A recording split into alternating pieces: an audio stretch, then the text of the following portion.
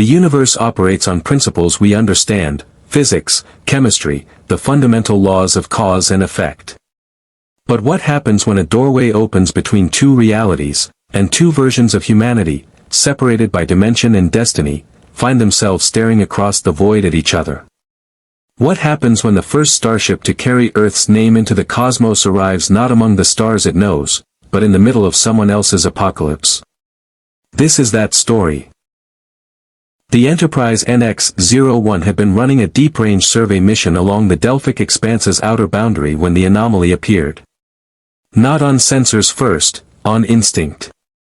Lieutenant Malcolm Reed felt it before Mako Sergeant Kemper called it out, a vibration in the hull plating that had no business being there, a resonance that made the teeth ache and the eyes water. Commander T'Pol's console lit up like a Vulcan festival lantern. Captain Jonathan Archer gripped his command chair and ordered all stop, but the subspace corridor, because that's what T'Pol would later determine it was, didn't negotiate.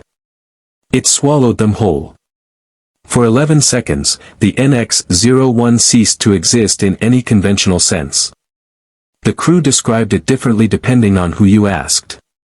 Engineer Trip Tucker said it felt like being turned inside out and then right side and again so fast you almost missed it. Ensign Hoshi Sato said she heard voices. Thousands of them, layered on top of each other, speaking a language that wasn't quite any language she knew but pulled at something deep in her linguistic memory. T'Pol said nothing, which told Archer everything. Then they were through.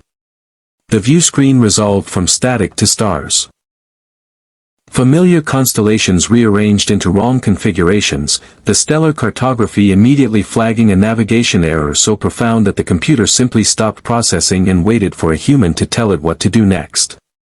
Archer was already on his feet, moving toward the view screen as if genuine shock breaking through her professionalism. Proto-Indo-European root structures, modified over what must be thousands of years of independent linguistic evolution.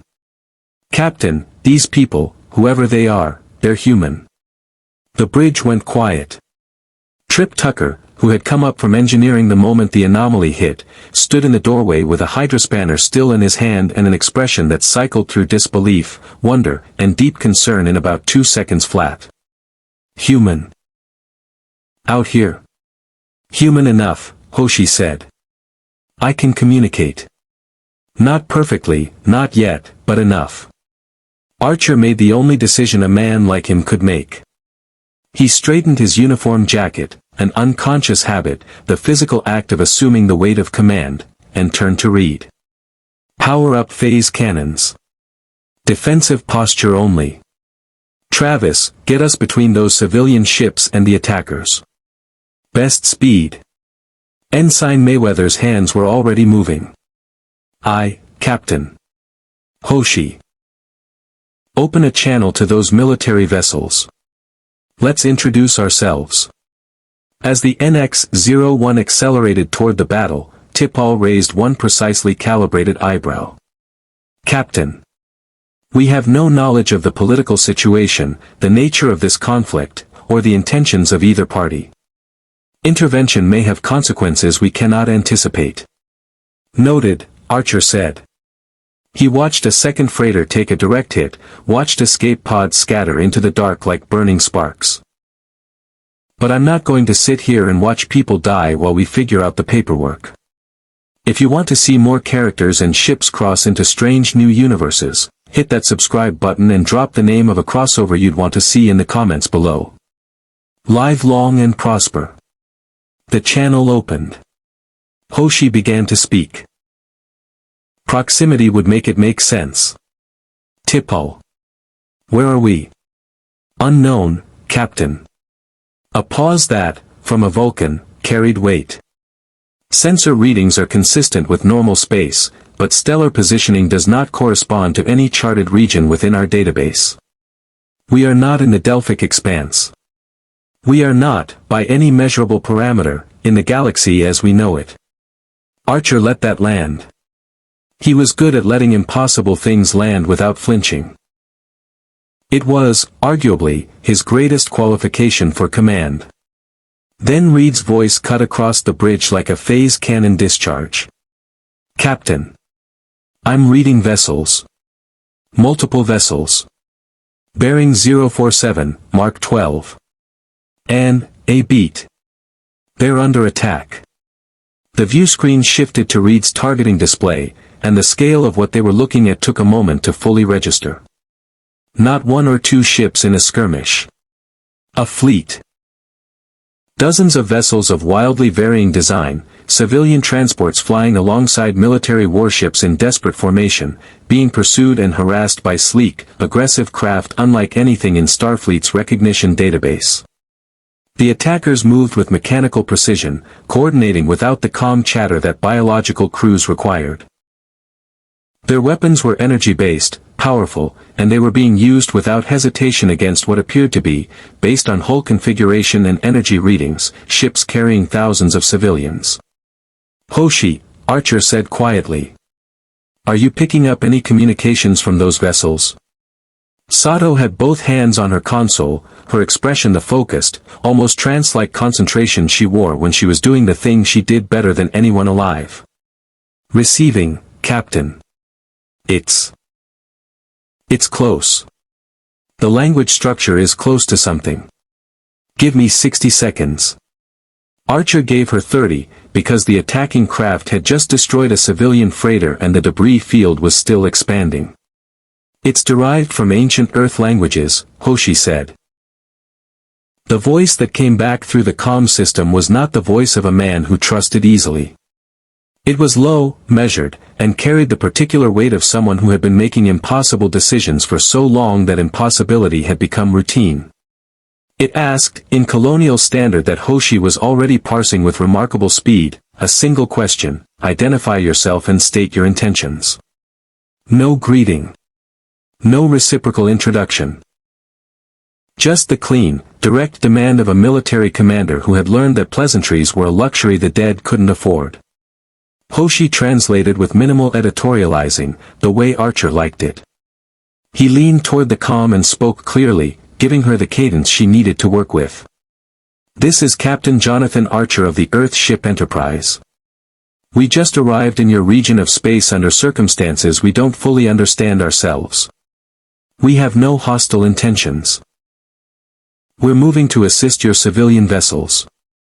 The pause that followed was long enough that Reed quietly reported 2 more attacking craft had broken off from the main engagement and were adjusting course toward the NX-01. Not attacking. Assessing. Then the voice returned. Captain Archer. I am Admiral William Adama, commanding officer of the Galactica. Stand down your approach or you will be fired upon. Archer didn't stand down. He did slow the Enterprise to a position that put her between the nearest cluster of civilian ships and the withdrawing attackers, a physical statement of intent that required no translation.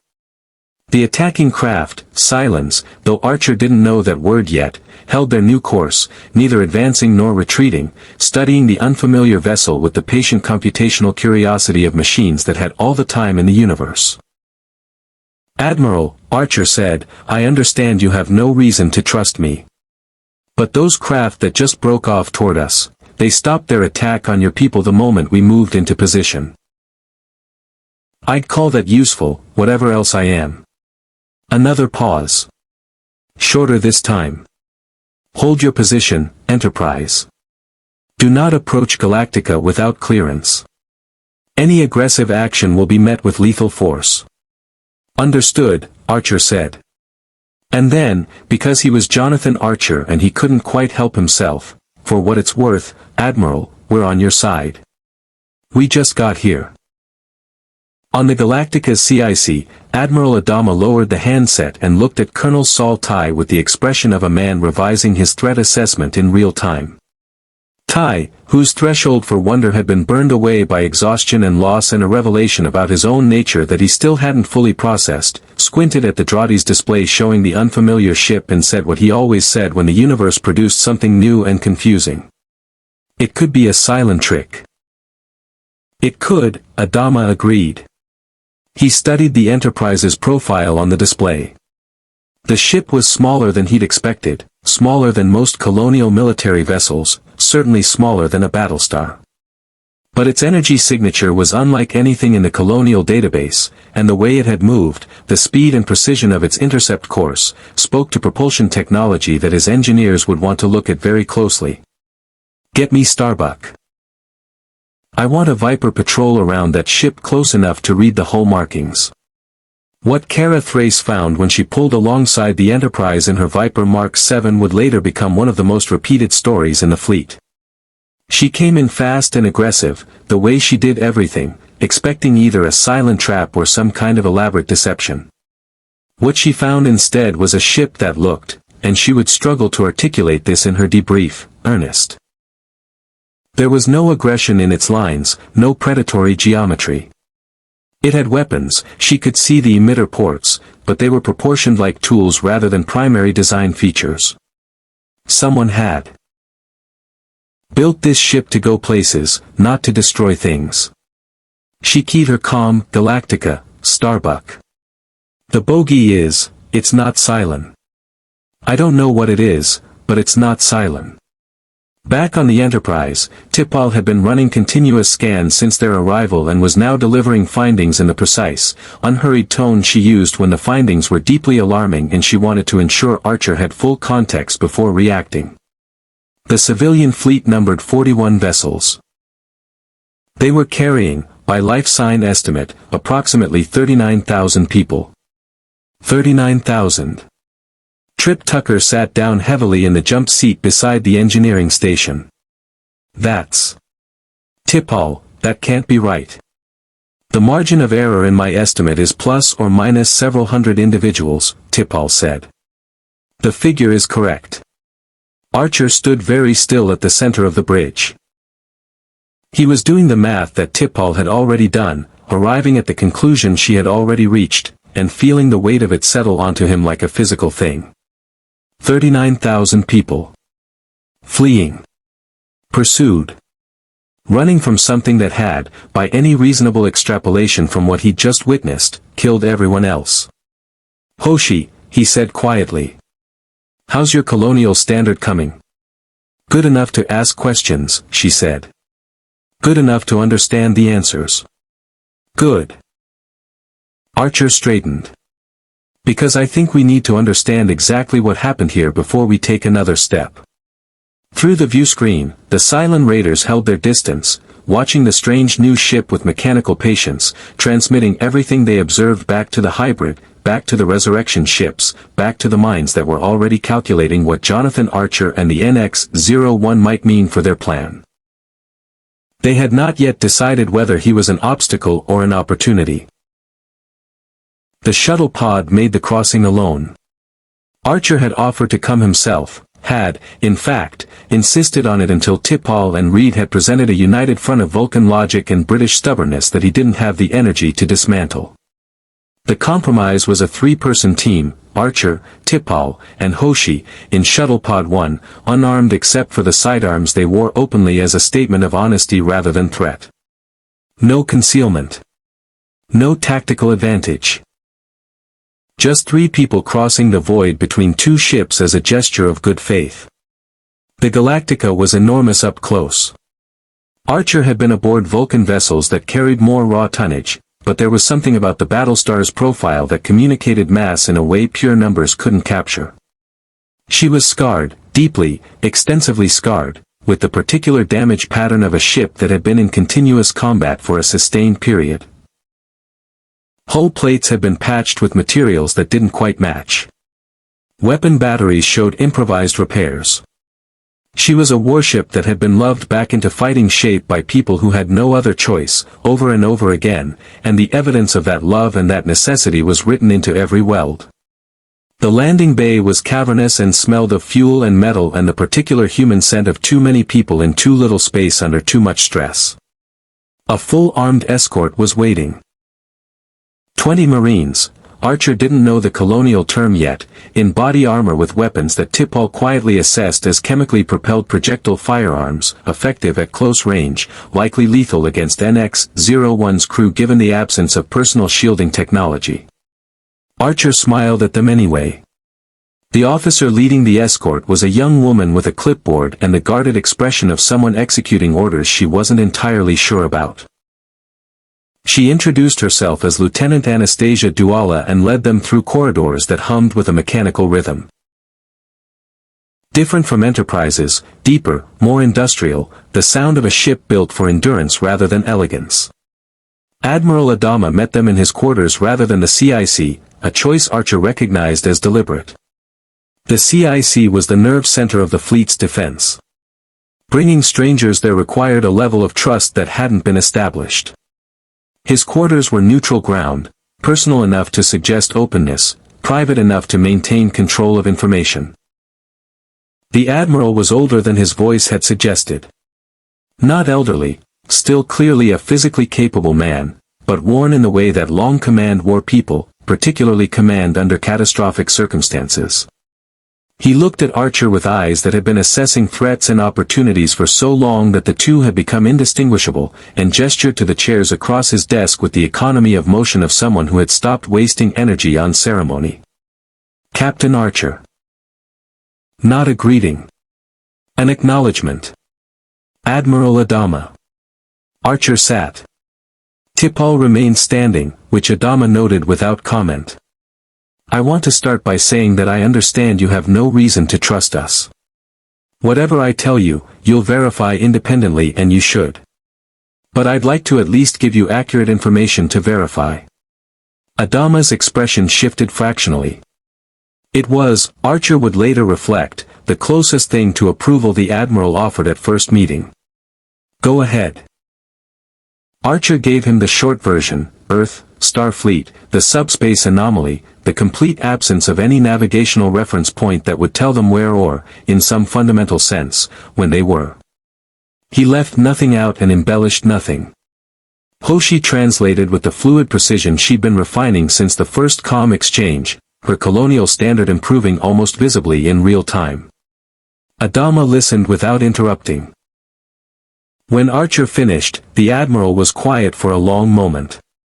You're telling me you come from a place we can't locate from here, through a passage that no longer appears to exist behind us, Archer said carefully. Whether that constitutes a different universe, a different dimension, or simply an unexplored region of space we have no charts for, I don't know yet.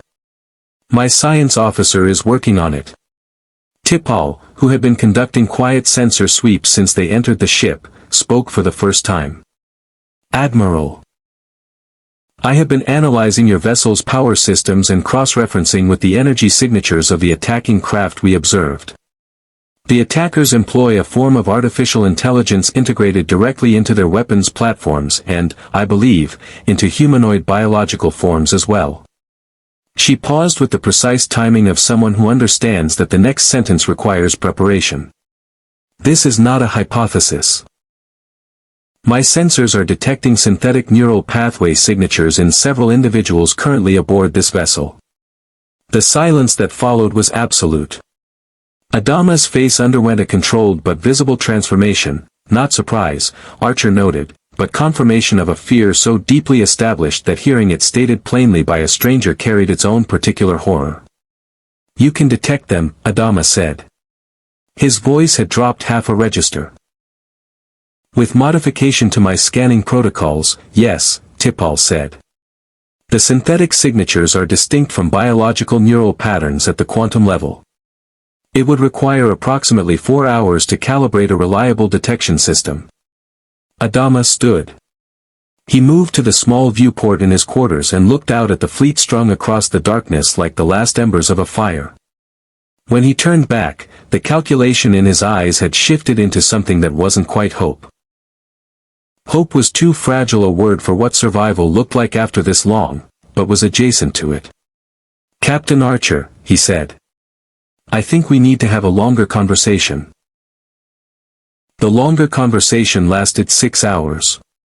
It spilled out of Adama's quarters and into a conference room where President Laura Roslin arrived 40 minutes in, moving with the careful deliberateness of someone managing pain they refused to acknowledge publicly. She was smaller than Archer expected, given the authority that preceded her. A former schoolteacher turned president of a civilization that no longer had a planet, carrying the weight of 39,000 souls with the particular grace of someone who had decided, at some fundamental level, that despair was a luxury she couldn't afford. She looked at Archer with sharp, intelligent eyes and asked, before sitting down, a single question. "Are you real, Captain?" Not a Cylon construct, not a hallucination, not a manifestation of something the Cylons have developed that we haven't seen yet. Are you genuinely, verifiably, independently real? As far as I can determine, Archer said. The corner of Rosalind's mouth moved in something that wasn't quite a smile. That's the most honest answer anyone has given me in months. She sat. Continue. What emerged over those 6 hours was a picture assembled from fragments. Colonial history, the Cylon War, the Armistice, the 40 years of silence, and then the fall. Hoshi listened with the focused intensity of someone doing 3 cognitive tasks simultaneously, translating, processing, and filing every linguistic and cultural data point for later analysis.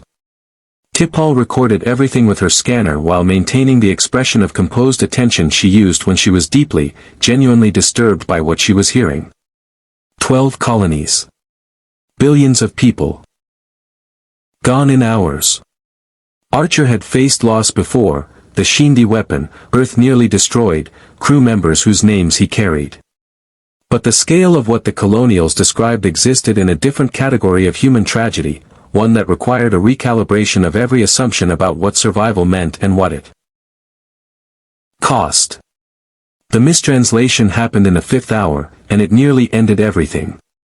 Hoshi had been managing Colonial Standard with impressive fluency, but the language had dialects layered over dialects, and certain words carried cultural freight that no amount of linguistic analysis could fully anticipate.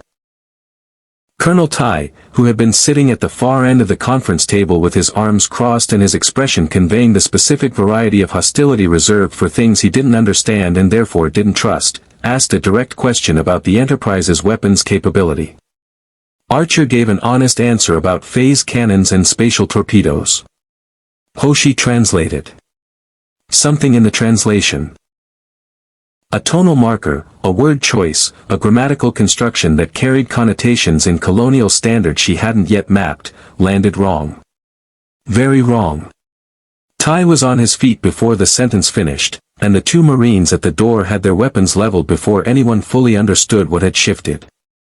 He said they're already targeted, Tai said, his voice carrying the flat certainty of a man who had been betrayed before and recognized the pattern. He said their weapons are already locked on Galactica. That's not, Hoshi started. I said our weapons are capable of targeting at this range, Archer said, keeping his voice level and his hands visible on the table. Not that they are. Not that they will be. Capable. It was a statement of technical specification, not intent. The room held its breath. Rosalind's voice cut through the tension with surgical precision. Colonel. Just the one word. Just his name and rank, delivered in a tone that contained an entire conversation about trust and necessity and the cost of shooting first. Tai held the moment a beat longer than was comfortable, then gestured to the Marines, who stood down with visible reluctance. Hoshi released a breath quietly enough that only Archer heard it.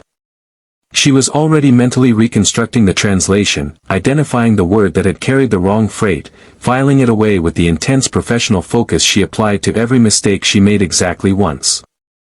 I owe you an apology, she said to Tai directly, in Colonial Standard, with the careful deliberateness of someone choosing every word. The error was mine. The captain's meaning was not hostile. Tai looked at her for a long moment. Something in his expression shifted, not warmth, not trust, but a fractional recalibration of threat assessment. He sat back down without a word, which Archer was learning to read as the colonial equivalent of acceptance. Rosalind steered them back to the substance of the conversation with the practiced efficiency of someone who had been managing rooms full of frightened, angry people for months. The question she brought them back to was the one that mattered most, the one that had been sitting at the center of everything since Archer first saw the fleet strung across the dark. Earth, she said. Your Earth. You said Hoshi detected linguistic roots connecting our language to yours. Proto-Indo-European derivatives, Hoshi confirmed. The divergence is significant, thousands of years of independent evolution, but the common ancestry is unmistakable. Our species share an origin point, or at minimum, a common linguistic heritage that predates both our recorded histories. Roslin absorbed this with the stillness of someone receiving information that is simultaneously miraculous and devastating. We've been searching for Earth, she said quietly. It's in our scriptures. A mythical 13th colony. A place our ancestors came from, or were going to, depending on which religious tradition you follow. She looked at Archer directly. Your ship came from Earth. It did, Archer said. Then you may be, Roslin said carefully, the most important person in this fleet. Across the table, Archer could see what that meant in the eyes of everyone present. Not just hope. Need. The particular, dangerous quality of need that attached itself to symbols and refused to let go regardless of what the symbol actually was. He glanced at T'Pol. Her expression told him she had already identified the problem. The Cylons had been patient for 3 days. This was, by Cylon standards, not patience at all, it was calculation, the same process that governed every decision from fleet deployment to the theological debates that occupied the humanoid models during their off-cycles. The NX-01 represented a variable that none of their projections had anticipated, and unanticipated variables required assessment before action. Number 6. The model designated to interface with Gaius Baltar, currently residing in the Colonial Fleet aboard the Galactica, had been transmitting observations since the moment the strange ship appeared. What she transmitted back was fragmentary but significant. The vessel's energy signature matched no known colonial or Cylon technology. Its propulsion system appeared to operate on principles entirely distinct from both Tilium-based colonial drives and Cylon power systems. Something the hybrid described, in its characteristic stream-of-consciousness processing language, as a wound in the fabric of expected space, self-healing, leaving behind a ship that does not belong to the story we are telling. The raiders that had held position near the Enterprise during the initial encounter had detected subspace field emissions that their onboard systems couldn't classify, couldn't replicate, and, most significantly, couldn't adapt to. That last point had elevated the NX-01 from curiosity to priority. Number 3, sitting in a resurrection ship at the edge of the system, convened a model conclave via projection. The humanoid Cylons appeared around a table that existed nowhere physical, 7 models represented in their various copies, the 1 through 8 lineup minus the 8 who had gone native with the fleet and was no longer considered reliable for strategic consensus. We should destroy it, Cavil said. He was, as always, the first to reach the conclusion that removed the most complexity from the situation. Unknown technology in the hands of the humans accelerates every timeline we've built. We eliminate the ship, we eliminate the variable. We don't know that we can eliminate it, Number 3 said. The raiders held off for a reason. That ship moved into an intercept position faster than our projections allowed for. If we commit to an attack and fail, we've revealed a vulnerability. Then we acquire it, 6 said. Her voice carried the particular quality it always carried when she'd already decided and was presenting the decision as a group discussion. The technology aboard that vessel, the propulsion system alone, would fundamentally alter our capability. And the crew. She paused. They're human, but they're not colonial. They have no investment in this war. They could be reasoned with. Or converted, Cavil said. Reasoned with first, 6 insisted. The debate continued, but its conclusion was already determined by the simple mathematics of Cylon strategic doctrine. The NX-01 was too valuable to destroy without attempting acquisition, and acquisition required an intermediary. Someone already inside the fleet. Someone with the scientific background to approach Archer's crew on technical grounds, to establish rapport, to open a channel that the Cylons could eventually exploit. Someone like Gaius Baltar. Baltar had been watching the Enterprise from every angle available to him since its arrival, which was to say he had been watching it obsessively, with the focused intensity he applied to anything that might represent either salvation or catastrophe for Gaius Baltar specifically. The ship fascinated him on a purely scientific level. The power readings were extraordinary, the propulsion mathematics suggested a unified field theory application that colonial science had theorized but never achieved, and the fear it generated in him on a personal level was equally extraordinary, because Six had been very clear in his inner ear about what the Cylons wanted. Talk to them, she had said, in the private theater of his mind where she lived. You're the perfect intermediary. Scientist to scientist. No military posturing, no political agenda. Just curiosity. Just espionage, Baltar had muttered. Pragmatism, Six corrected. Meanwhile, aboard the Enterprise, Trip Tucker had been doing what Trip Tucker always did when confronted with technology he didn't understand. He'd been trying to understand it. The Tilium-based colonial drive systems were, from a pure engineering standpoint, fascinating.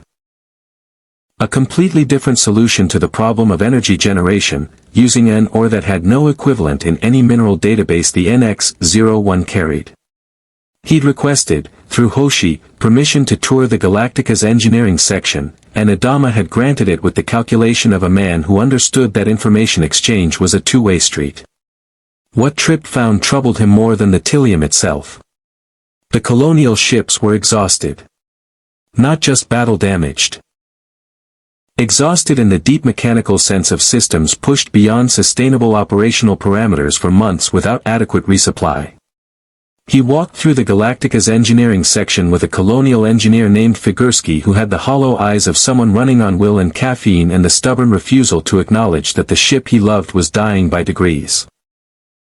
Figursky showed Trip the Tilium reserves with the practiced calm of someone who had stopped letting himself think about what the numbers meant. Trip thought about what the numbers meant. He found Archer in the shuttle pod bay afterward, running his hand along shuttle pod 1's hull in the absent, meditative way he did when he was processing something difficult. "Captain," Trip said. "We've got a problem. Just one. One big one that makes all the others worse." Trip pulled up the figures on his pad. "This fleet has maybe 60 days of fuel at current consumption rates. After that, they stop. Permanently." Archer stared at the numbers. Outside the Galactica's hull, the fleet drifted in formation, 39,000 people moving through the dark in ships that were slowly running out of the means to keep moving. "Does Adama know?" Archer asked. "He knows," Trip said quietly. "He's known for a while. He just hasn't told anyone else." The question of God came up on the fourth day, and it came up the way important questions always did aboard ships under pressure, sideways, unexpectedly, in the middle of a conversation that had started about something else entirely. Archer had been meeting with President Roslin in the makeshift office she maintained aboard the Colonial 1, a passenger liner that had become the seat of government for the last remnant of colonial civilization through the simple logic of survival. The office was small and impersonal in the way of spaces that had been repurposed rather than designed, decorated with the particular sparse intentionality of someone who had stopped accumulating things because accumulation implied a future she wasn't certain of. They had been discussing the fuel situation, which Archer had raised directly after Trip's report, because he was constitutionally incapable of sitting on information that affected 39,000 lives. Roslin had received the confirmation of what she already knew with the composed stillness she brought to catastrophic information, acknowledged it, set it aside into the category of problems being managed, and shifted the conversation. "Tell me about Earth," she said. Archer gave her the honest version. "A planet in what his charts called Sector 001, third from a yellow dwarf star, a civilization in the early stages of reaching beyond its own solar system, a species that had spent most of its history at war with itself and was only now, tentatively, learning to be something better." He didn't romanticize it. He wasn't built for romanticizing. Roslin listened with an attention that was almost devotional, and that quality, the particular reverence in it, was what opened the door. In our scriptures, she said carefully, Earth is the home of the 13th tribe. A people who left Kobol thousands of years ago and traveled to a world at the far end of the universe. A promised land. She paused. You understand what your presence means to people who believe that? I'm starting to, Archer said. And I want to be honest with you about something, President Roslin. I'm not a symbol. My ship is not a fulfillment of prophecy. We arrived here through a spatial anomaly that my science officer still can't fully explain, and the Earth I come from may not be the Earth your scriptures describe. Roslin smiled, a real one this time, with complexity in it. I know that, Captain. I'm a politician, not a priestess. I understand the difference between what something is and what people need it to mean. The smile faded into something more serious. But the people in this fleet don't always make that distinction. And their belief, however you feel about its accuracy, is the thing keeping 39,000 people functional under conditions that should have broken them months ago. Archer sat with that. It was, he recognized, a version of the prime directive problem. The question of whether truth served people better than the beliefs that sustained them, and who had the right to make that determination. T'Pol, when he raised it with her later in the privacy of their shuttle pod, identified the dilemma with characteristic precision. You are concerned that your presence creates false hope. I'm concerned that any hope I represent is based on a misunderstanding of what we are and what we can do, Archer said. We're one ship, T'Pol. We have good sensors, a Warp-5 engine, and a crew of 83 people. We are not the salvation of a civilization. No, T'Pol agreed. But we may be a component of it. She turned from the viewport to face him. Captain. The Colonials' faith is not our responsibility to manage. Their survival, however, may fall within our capability to assist. Those are separate questions. Are they? Archer asked. T'Pol considered this with genuine deliberateness. On Vulcan, the teachings of Zurich did not ask people to abandon what sustained them before logic was embraced. They asked people to build logic alongside those things. Progress rarely requires the demolition of everything that preceded it. It was, Archer reflected, the most generous thing he'd heard T'Pol say about faith in the 3 years they'd served together. The theological dimension complicated further that evening when he encountered a man named Chief Galen Tyrol, who had heard about the Enterprise's science officer from Figursky and wanted, with the earnest intensity of a deeply practical man who had recently had his understanding of his own nature shattered, to ask T'Pol a question. T'Pol fielded it with the directness she applied to all questions. Tyrol wanted to know if Vulcans believed in God. Vulcans do not, as a culture, maintain theistic traditions in the conventional sense, T'Pol said. We recognize the universe as operating according to discoverable principles. We find meaning in the pursuit of understanding those principles. Tyrol absorbed this. What if the principles themselves were designed? What if logic and science are just the mechanism of something larger? T'Pol was quiet for a moment that lasted precisely long enough to indicate genuine consideration rather than dismissal. That is not a question logic can answer, she said finally. Which does not make it an invalid question. Tyrol nodded slowly, looking at the deck plating with the expression of someone filing something important away for later. Archer watched the exchange and thought about 39,000 people moving through the dark, sustained by belief in a promised land that his ship might or might not represent. He thought about T'Pol's distinction between managing faith and enabling survival. He thought about the fuel reserves counting down in the Galactica's engineering section like a clock nobody was allowed to look at directly. Then Hoshi's voice came over his communicator, tight with the controlled urgency she used when something was wrong but not yet catastrophic. Captain. You need to come back to the Enterprise. T'Pol's Cylon detection system just finished its calibration. She paused. We've found something. The detection results were displayed on the main view screen in a format T'Pol had designed for clarity rather than comfort. 14 signatures. 14 individuals currently distributed across 11 vessels in the Colonial Fleet whose neural pathway scans contained the synthetic quantum markers that T'Pol's calibrated sensors had learned to identify. She had run the scan 3 times before reporting it, which Archer recognized as her version of hoping she was wrong. The margin of error, she reported, was less than 2%. Archer stared at the display for a long moment. Adama needs to know. The strategic implications are significant, T'Pol said. 14 infiltrators with access to fleet operations, navigation planning, and command personnel represent a vulnerability that has likely influenced Colonial Fleet decisions at multiple critical junctures. I know what it means, Archer said quietly. He was already thinking about how to deliver the information, not whether to. That question had a single answer, but how? 14 people. Some of them were probably people Adama trusted. People the fleet trusted. The psychological damage of that revelation, layered on top of everything the Colonials had already survived, required careful handling. He took T'Pol and Hoshi across in the shuttle pod and asked to see Adama privately. The Admiral received the news standing, which Archer suspected was deliberate, a physical preparation for impact.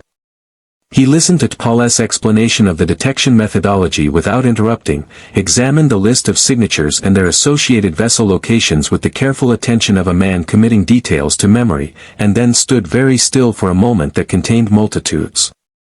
"You're certain," he said. "Not a question." "As certain as my equipment allows," T'Pol said. "The methodology is sound. The signatures are distinct and reproducible." Adama set the pad down on his desk with the deliberate gentleness of someone managing the impulse to do something much less gentle. He pressed the intercom. "Tai. My quarters. Now." What followed was the most controlled exercise in contained devastation Archer had witnessed since commanding a starship. Adama and Tai went through the list systematically, cross-referencing assignments and access levels with the professional thoroughness of people who had done this before and hated that they were good at it. 2 of the signatures were in positions with direct access to FTL jump coordinates. 1 was in the Colonial 1 support staff, within regular proximity to President Roslin. 3 were aboard civilian vessels where their infiltration served no obvious tactical purpose, which T'Pol noted was potentially more concerning than the ones with clear strategic placement. It suggested a depth of infiltration beyond purely military objectives. Tai, to his credit, asked the question Archer had been waiting for. "How do we know your scanner isn't identifying Cylons that you brought with you? How do we know this isn't a setup?" "You don't," Archer said directly. "Not yet. But I'd suggest the verification method is straightforward, cross-reference the signatures with individuals whose behavioral patterns or access records show anomalies. The scanner identifies the synthetic markers. Your own records will confirm or complicate the picture." Tai looked at him for a long moment with the expression of a man who wanted to find a reason to dismiss what he was hearing and couldn't locate one. Adama made the operational decision with the efficiency of long command experience. Quiet surveillance first. No arrests, no confrontations until the full picture was established. The information would go to Adama, Tai, and Roslin only. The Enterprise crew would maintain their current cooperation posture and say nothing. It was in the shuttle pod returning to the Enterprise that Hoshi raised what she'd been sitting on since the meeting began. "There's something else," she said. When Tai asked if we'd brought Cylons with us, Adama's response was a fraction of a second slower than it should have been. His eye contact pattern shifted. Archer looked at her. "I've been a translator for 3 years, Captain. I read people for a living." Hoshi chose her next words carefully. "I don't think Adama was surprised by the number 14. I think he was surprised it wasn't higher." The implications of that settled over the shuttle pod like a change in atmospheric pressure.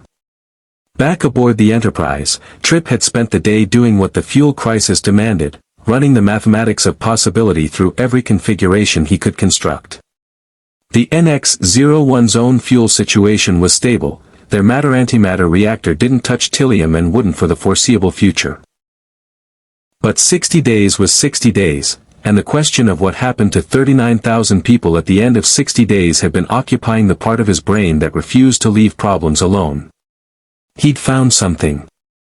"It's not a solution," he told Archer the moment the captain stepped back aboard. "I want to be clear about that up front. But it's a direction." He pulled up his calculations on the situation table. "Our sensors have better range and resolution than anything in the Colonial Fleet. If I reconfigure the long-range array for Tilium or detection specifically, tune it to the spectral signature of Tilium deposits, we could survey ahead of the fleet's current heading out to about 12 light-years." "How far ahead does the fleet's current course project?" Archer asked. "About 4 light-years before the next planned survey stop," Tripp said. "Which means we could scout 3 times further than they're currently planning and have results in." He did the math again in his head. "About 36 hours at warp 4. Archer looked at the star chart. 36 hours away from the fleet. Alone in a region of space with no navigational references and Cylons somewhere in the dark behind them. "I'll take it to Adama," he said. What neither of them knew, as Archer prepared for that conversation, was that Baltar had spent the afternoon in his lab aboard Galactica writing a very careful message in a very careful code, and that the message had already been received.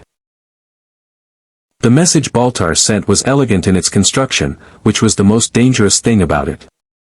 It contained no explicit communication with Cylon forces, nothing that could be intercepted by Colonial Fleet security and read as treason on its face. It was embedded in a routine scientific transmission, a request for academic data exchange routed through a civilian science vessel at the edge of the fleet's formation, using a frequency modulation pattern that looked like natural signal degradation to anyone without the specific decryption architecture the Cylons had provided him months ago. The content was precise.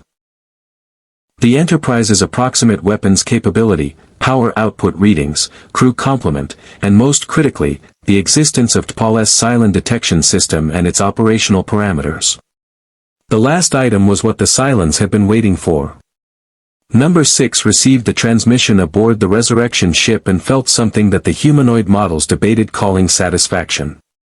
The detection system was the variable that complicated every infiltration asset currently embedded in the fleet. If Adama deployed it systematically, 14 carefully positioned operatives would be compromised.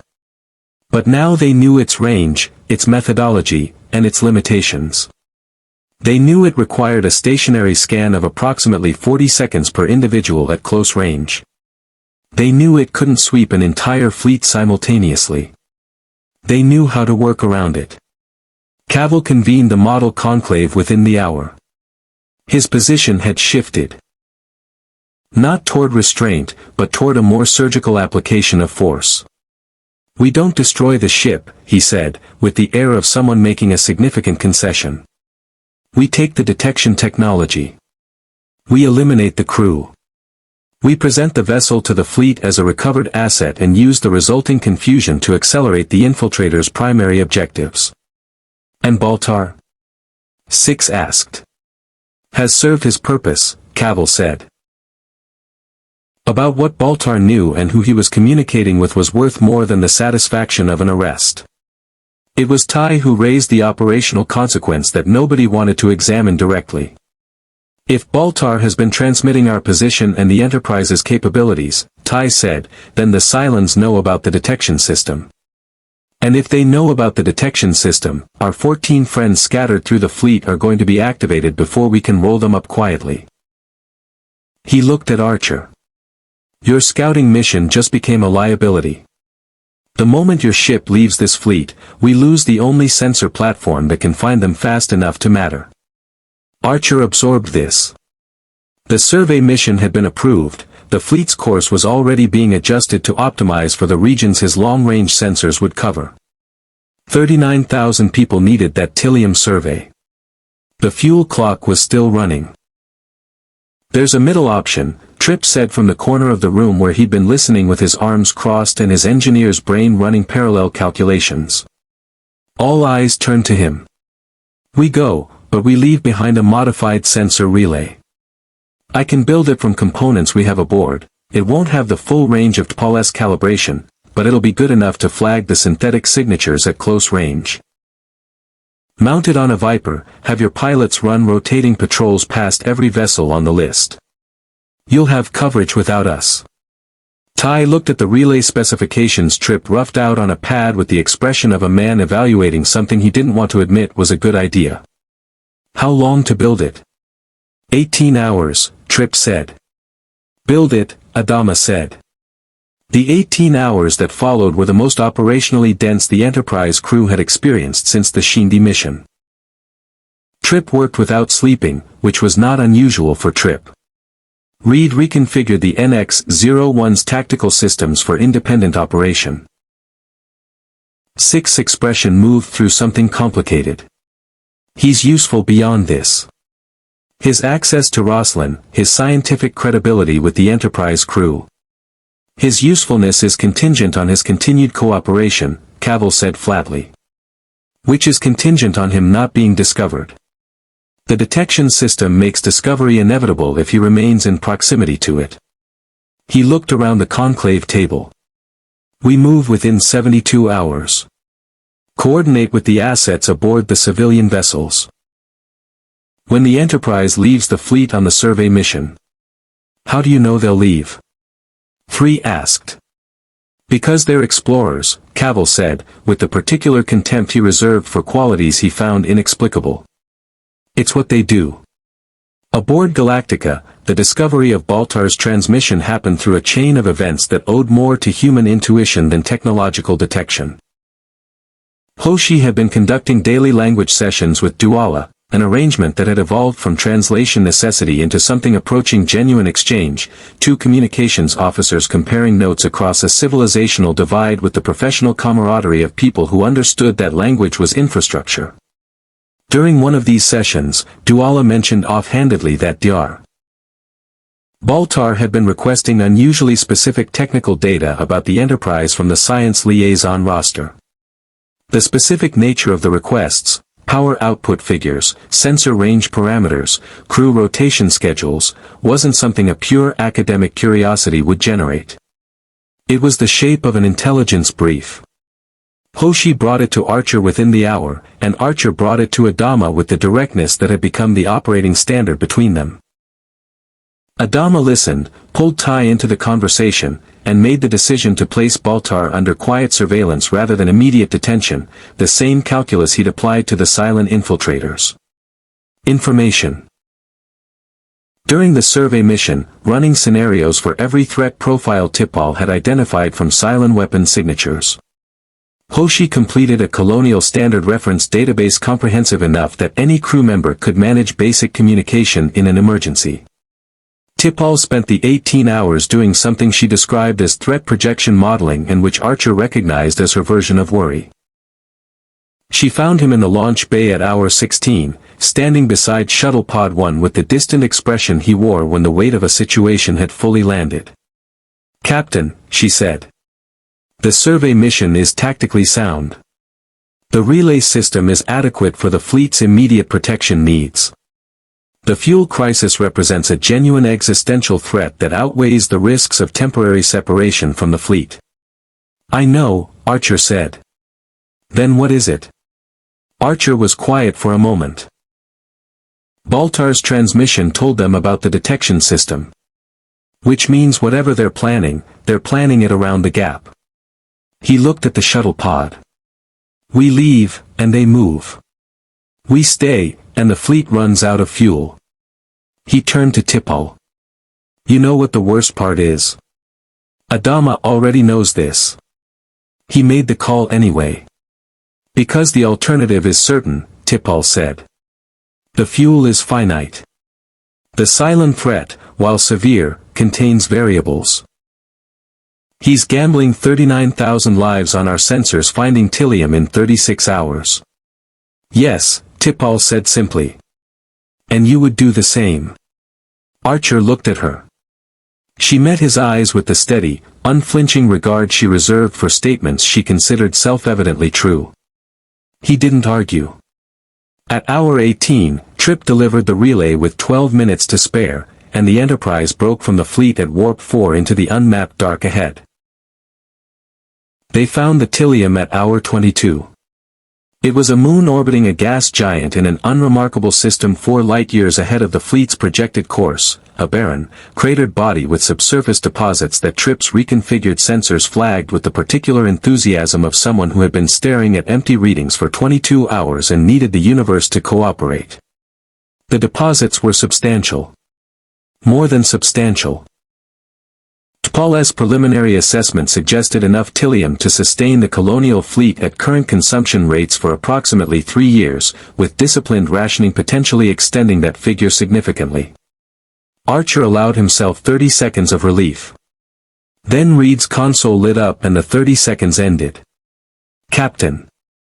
I'm reading a Cylon fleet on an intercept course with the Colonial Fleet's position." Reed's voice carried the clipped precision he used when the numbers were bad and getting worse.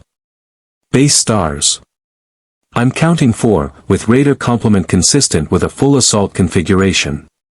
Estimated time to engagement with the fleet, 94 minutes. Archer was at the helm before the sentence finished. "Travis. Get us back. Best speed. Warp 4.7 is the safe limit on this heading, Captain. Debris field from the gas giant's outer ring. What's warp 5? Mayweather's hands moved across his console with the focused speed of someone recalculating on the fly. "Risky. Not impossible. Warp 5, Archer said. Now." The Enterprise came about and drove back toward the fleet at a velocity that made the hull sing with stress harmonics that Trip, had he been on the bridge rather than already sprinting toward engineering to manage the strain on the warp coils, would have described with considerable profanity. T'Pol monitored the structural readings with the quiet intensity of someone prepared to call a necessary abort and hoping not to need to. Archer opened a channel to the fleet on the frequency Hoshi had established as their primary. The signal reached Galactica in seconds.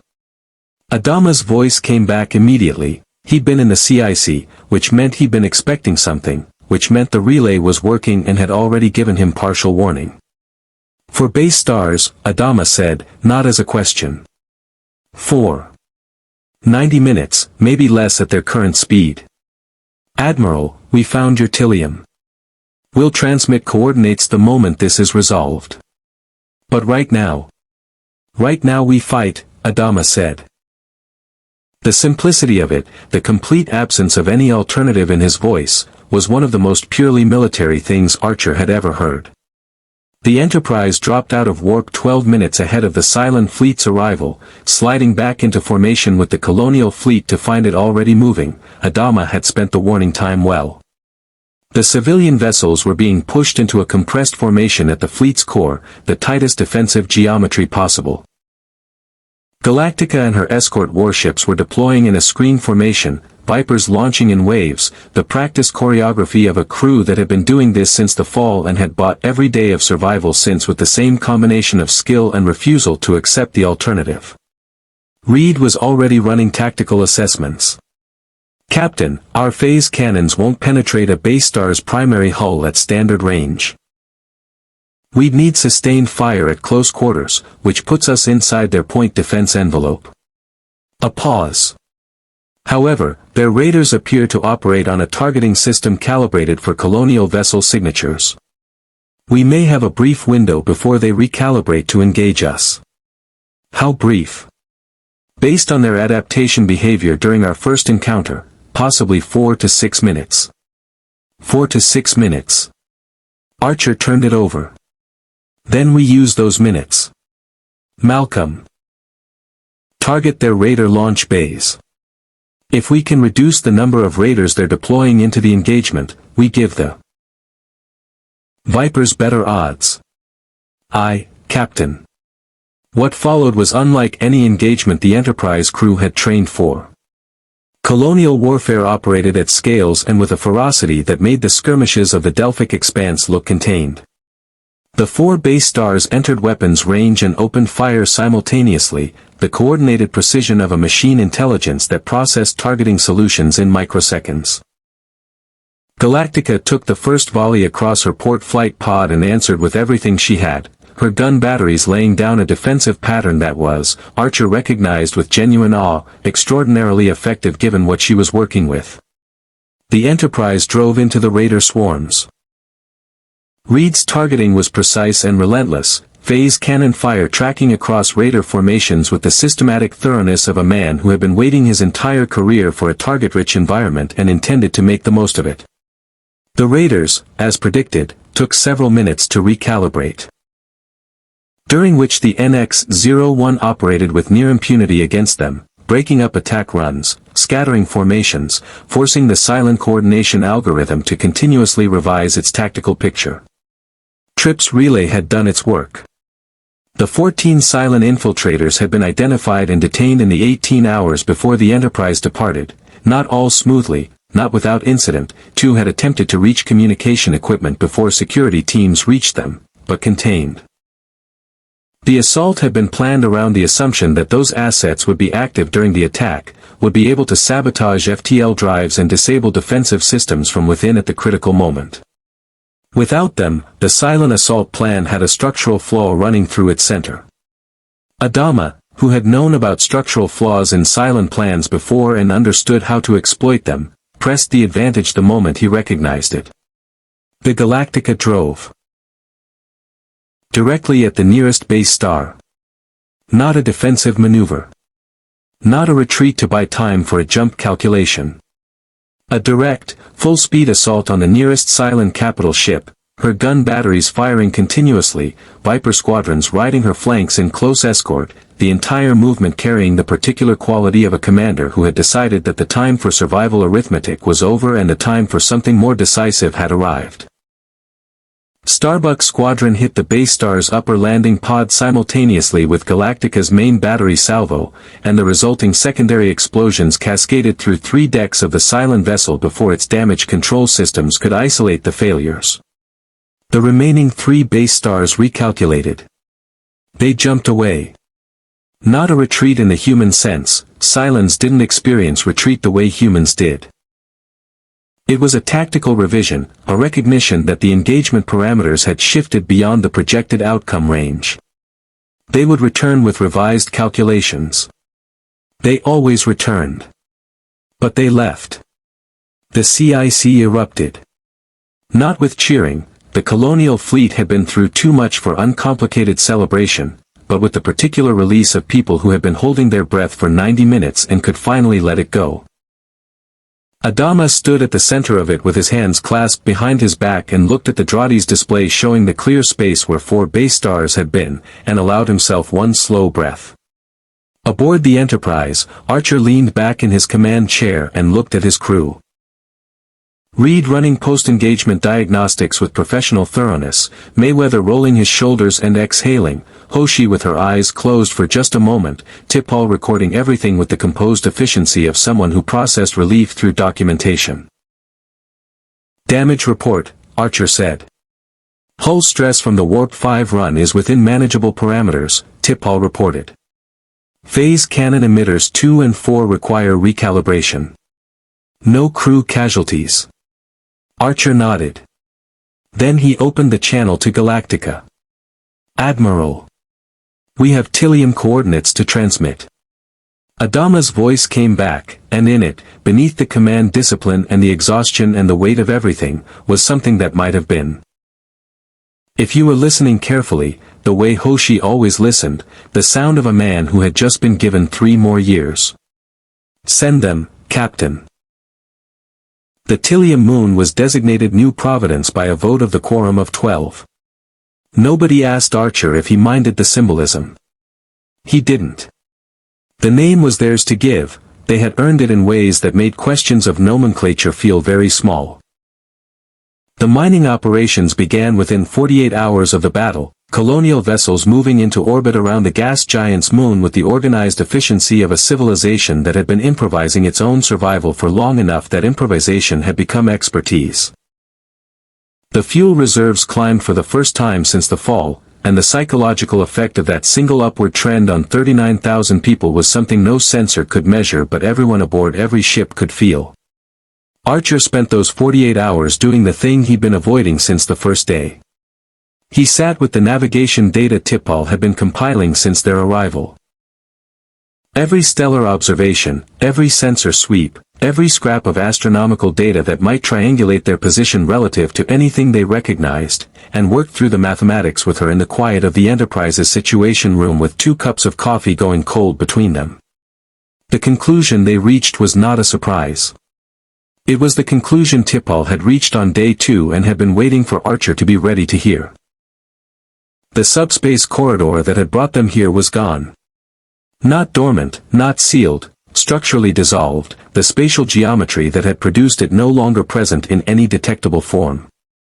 Reproducing it would require an understanding of subspace mechanics that was beyond current Enterprise capability and, T'Pol noted with the careful precision she used when delivering permanent information, likely beyond near-future capability as well.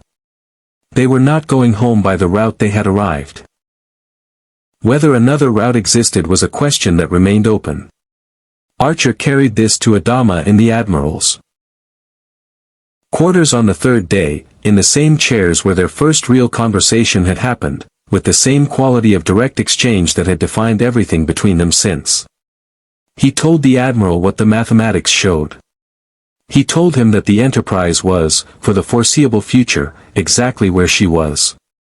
Adama received this with the stillness of a man who had learned to receive permanent information without letting it move him until he decided how he wanted it to move him. "What does that mean for your crew?" he asked. "It means we're part of this fleet until we find another way," Archer said. "If we find another way. And if you don't?"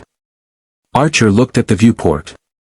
The fleet was visible from here, the sprawling, improbable collection of vessels that carried everything left of colonial humanity through the dark. "Then we do what Starfleet does," he said. "We explore. We help. We figure it out as we go." Adama was quiet for a moment. "Your people and mine have the same origin, according to your linguist.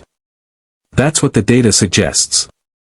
"Then perhaps," Adama said carefully, "this isn't as wrong as it looks." The formal agreement between the Enterprise and the Colonial Fleet was drawn up by Roslin with the legislative efficiency of someone who understood that paperwork was how civilizations declared their intentions to themselves. The NX-01 would operate as an independent vessel within the fleet structure. Not under colonial military command, not bound by the Articles of Colonization, but committed to the fleet's survival and defense under a mutual cooperation framework that both Archer and Roslin spent considerable time ensuring contained no provisions either of them would later regret. Ty signed it without comment, which everyone understood as the highest form of approval available from Colonel Ty. T'Pol completed a full revision of her Cylon detection protocols and transferred the calibration data to 3 quarters on the 3rd day, in the same chairs where their first real conversation had happened, with the same quality of direct exchange that had defined everything between them since. He told the Admiral what the mathematics showed. He told him that the Enterprise was, for the foreseeable future, exactly where she was. Adama received this with the stillness of a man who had learned to receive permanent information without letting it move him until he decided how he wanted it to move him. "What does that mean for your crew?" he asked. "It means we're part of this fleet until we find another way," Archer said. "If we find another way. And if you don't?" Archer looked at the viewport.